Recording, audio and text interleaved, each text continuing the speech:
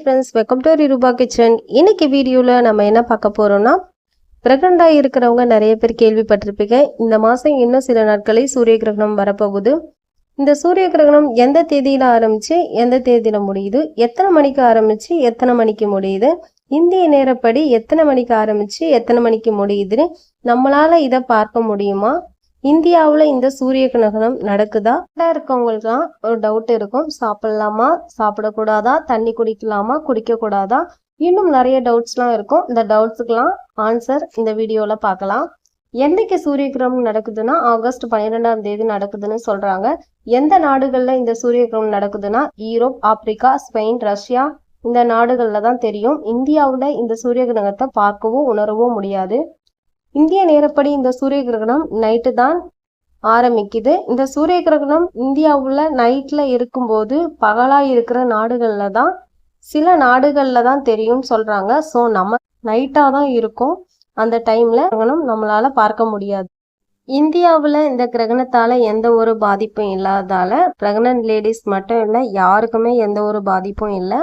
So எத்தனை மணிக்கு ஆரம்பித்து எத்தனை மணிக்கு முடியுதுன்னா ஆகஸ்ட் 12ஆம் தேதி நைட்டு 9 இருந்து 1:27 வரையும் இந்த சூரிய கிரகணம் இருக்கு. கிட்டத்தட்ட 4.5 மணி நேரம் வரையும் சூரிய கிரகணம் நடக்கிறதா சொல்லியிருக்காங்க. நான் ஏற்கனவே சொன்ன மாதிரி சூரிய கிரகணம் இந்தியாவில் தெரியாது. அதனால பிரெக்னண்டா இருக்கிற பெண்கள் இப்படி இருக்கணும் அப்படி இருக்கணும்னு ஒரு சில பயம் வரும். அதெல்லாம் இந்த சூரிய கிரகணத்துக்கு பொருந்தாது. ஏன்னா இது நைட்ல தான் நடக்குது. அதனால இந்த சூரிய கிரகணத்து தாக்கமும் நமக்கு இருக்காது. இந்த டைம்ல இப்ப வெளியே போகலாமா, சாப்பிடலாமா, தூங்கலாமா, தண்ணி குடிக்கலாமா, ஃபோன் பார்க்கலாமா, இந்த மாதிரி பிரெக்னண்டா இருக்கிறவங்களுக்கு நிறைய டவுட் இருக்கும். மெயினா சாப்பிடலாமா, தூங்கலாமா, தண்ணி குடிக்கலாமான்னு டவுட் இருக்கும். தாராளமா சாப்பிடலாம், தண்ணி குடிக்கலாம், தூங்கலாம். ஏன்னா இதனோட தாக்கம் நம்மளுக்கு பெருசா இல்லை, கிரகணத்தோட தாக்கம். இதனால நைட்ல கொஞ்சம் டின்னர் சீக்கிரமா சாப்பிட்றது நல்லது. அதே மாதிரி நான்வெஜ், ஆயில் அதிகம் சேர்த்த உணவுகளை அவாய்ட் பண்ணுறது நல்லது. ஏன்னா ப்ரெக்னெண்ட்டாக இருக்கிறவங்களுக்கு சீக்கிரமாக டைஜஸ்ட் ஆகாது.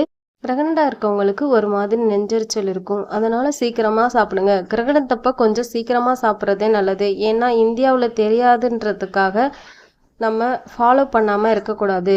கொஞ்சமாவது நம்ம ஃபாலோ பண்ணிக்கலாம். மற்றபடி முக்கியமாக வெளியே போகணும், டெலிவரி இருக்குது, பெயின் வந்துருச்சு, இல்லை ஏதாவது இம்பார்ட்டண்ட்டாக வெளில போகணுன்னா கூட போகலாம். சொன்ன மாதிரி இந்த கிரகணத்தால் எந்த ஒரு பாதிப்பும் இல்லை. அதனால தைரியமாக இருக்கலாம்.